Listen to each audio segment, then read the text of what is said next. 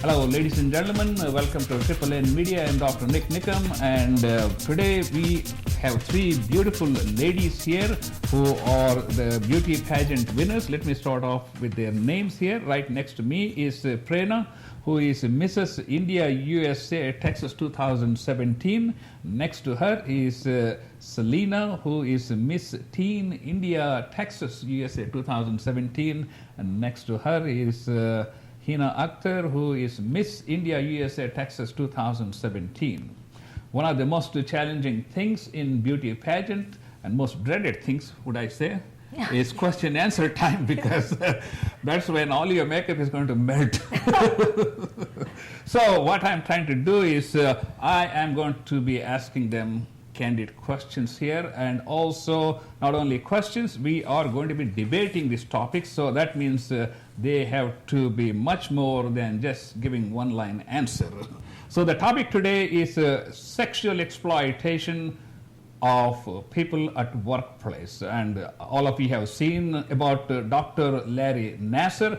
He's no longer a doctor because he doesn't have the doctorate degree anymore. He's in jail for exploiting more than 150 women, many of whom were teenagers, with sexual misconduct which had been played over last 2 weeks on all televisions.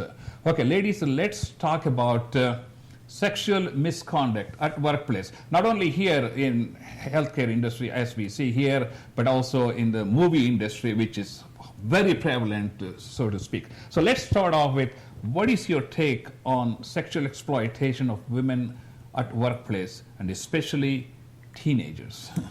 I think sexual exploitation is everywhere in most of the workplaces, even within families. A lot of things happens, despite the sex education being a prominent part here, at least in this part of the world. I think we are missing something. That's why it's so much all over the place. Sexual exploitation in industry, in schools, around us. Our kids are not safe. Nobody's safe, so to speak. To me, it looks like the best weapon against sexual abuse or sexual exploitation, be it young or old, you have to be fearless and have a voice. You have to just say against it, talk about it.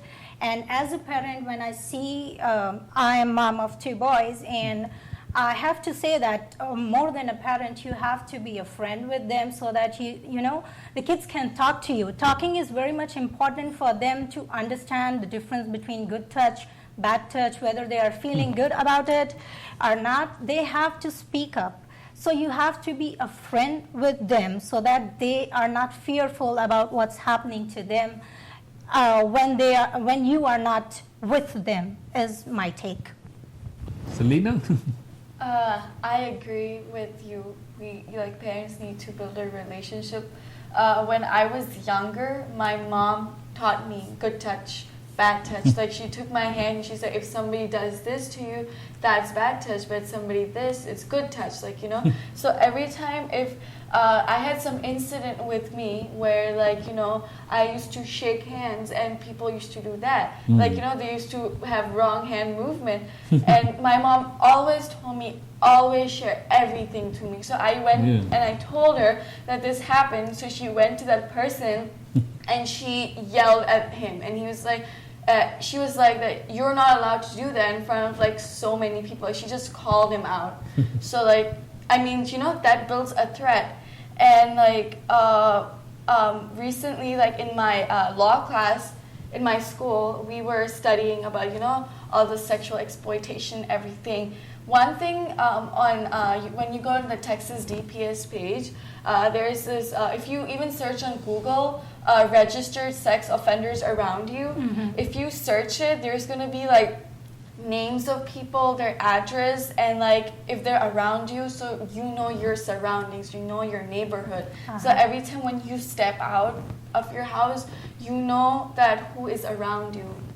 If you go somewhere, you gotta be careful. That's why you say you gotta know your neighbors, because you never know what are they. What if they're a registered sex offender? So you gotta know everything, know your surroundings. You know?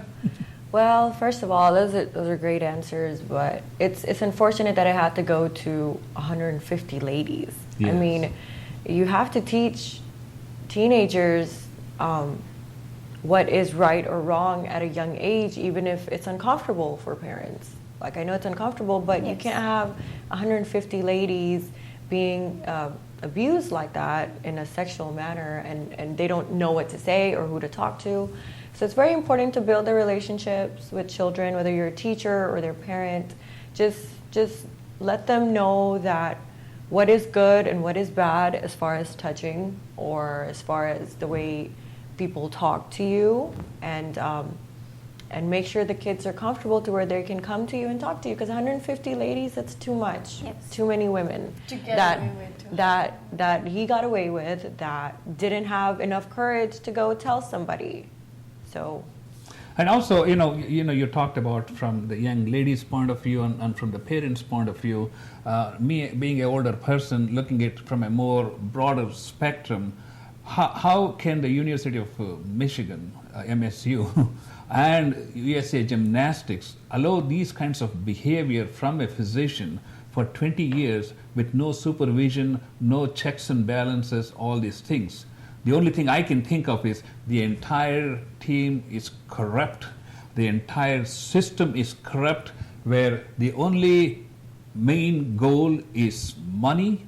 And they looked at Larry Nassar as a cash cow for the state of Michigan, where these young ladies were being billed for being sexually molested for decades. And this is where I feel Larry Nassar is just the tip of the iceberg, because there's much deep-rooted issue connected to the whole society as such. Especially all these presidents and CEOs resigned, but they are part of this cult which created this horrible situation. They all need to be criminally investigated and rooted from the bottom, because there's no way, because as a doctor, if I do a procedure and you work in the medical field, you have to write a report, progress report, as to Yes. what you exactly did. When this person is sexually molesting these people and he's not writing any notes, who is his supervisor, who is checking his notes, and who certifies each year that he is good enough to be continued on the job? a lot of it has to do with the women, the girls like you. Women have to have that type of self-respect to know that if something like this happens, you have to stand up for yourself. You have to put a stop to it before it happens again to somebody else. So a lot of it also comes on the women too. We have to teach them to be powerful, teach them to stand up for themselves, teach them to have that self-respect and that type of demeanor. I think, yes, go ahead, I go would ahead. like to add here. I think even learning, like building a self-defense skill, learning self-defense is one of the greatest things we can do.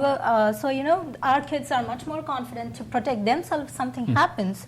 It has to be compulsory in the school's curriculum is what I believe. Self-defense. And if not self-defense, always carry a pepper spray with you.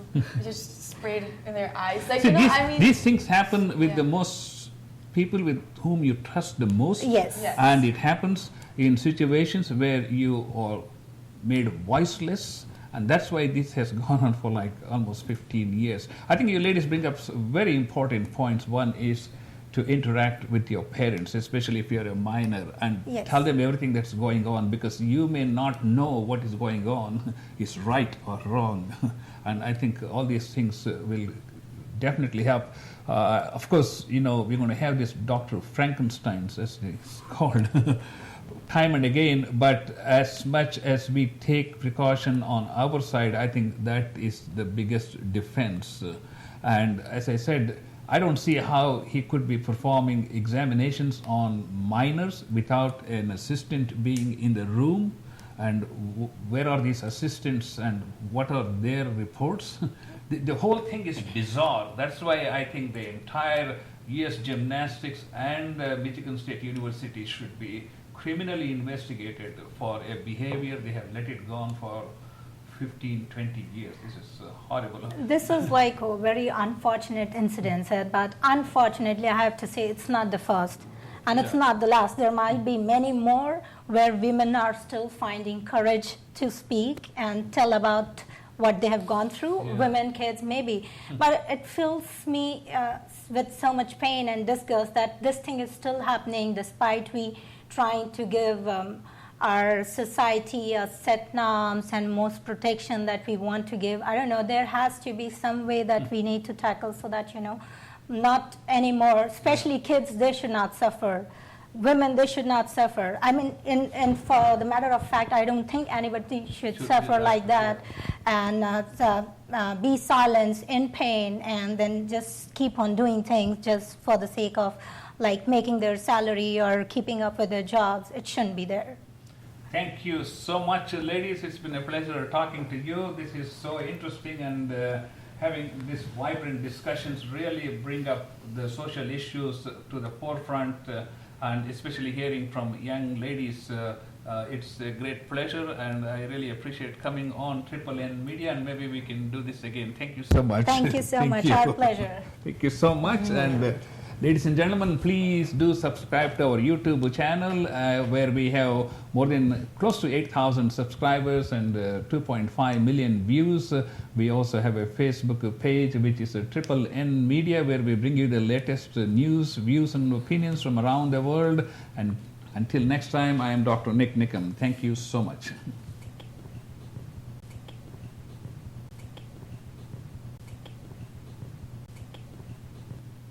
Before we conclude, any final thoughts, ladies? Well, lastly, we would like to thank our sponsors, Sage Production, DG and Factory. Texans Energy and Radio Dabang 105.3 FM. Thank you. Oh, absolutely. I mean, these are the people who work behind the scenes and make things look so glamorous on the stage. Yeah, Thank you so much, ladies, and we will be back with another episode. Thank you so much for watching this video.